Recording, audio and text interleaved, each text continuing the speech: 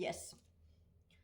No niin, hei Tiia, nyt mua niinku häiritsee tässä mun kuvassa, kun nyt nämä kukat ja mun pallurat on niinku aika samanvärisiä. Että esimerkiksi täällä näin, niin tässä on niinku kukka ja sitten tuolla tulee toi pallura sitten tuolta takaa. Niin miten mä saisin nyt niinku muokattua tätä niin, että tämä näyttäisi jotenkin järkevältä?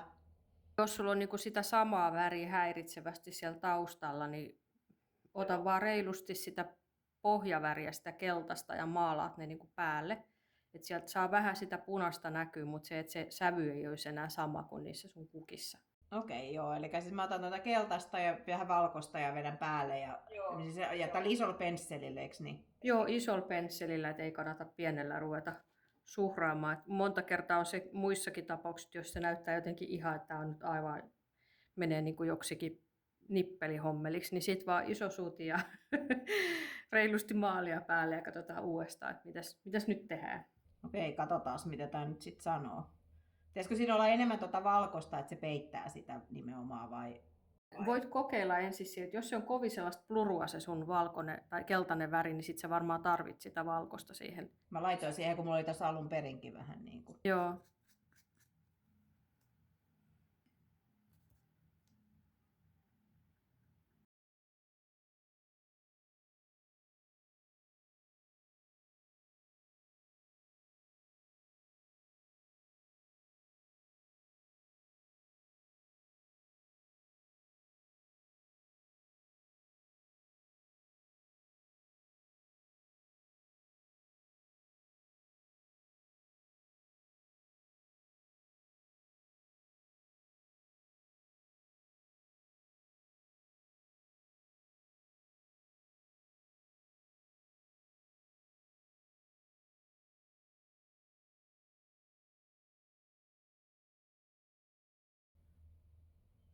Sitten tuleekin hankala tämä kohta, missä se on sitten tuon vieressä.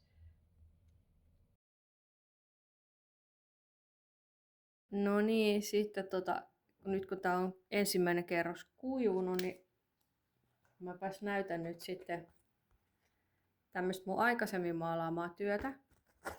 Ihan sillä, että katsotaan, että miten noita varjostuksia yksityiskohtia tähän sitten aletaan lisäilemään. Eli täällä on niinku, jokainen lehti voidaan niinku rajata ensin tummalla ja sitten ihareuna niinku vaalealla. Ja sitten nämä terälehtien kärjet, niin ne voi myös tehdä vähän vaaleammalla. Ja sitten noita lehtiä, niin täältä, niinku, mitkä on varjossa tai toisten lehtien tai näiden varsien takana, niin näitä voi myös tehdä sitten tummemmalla. Lehtiä kärjet voi tehdä vaaleammalla ja vähän vaikka pikkusen niin tulee raidottaakin niitä.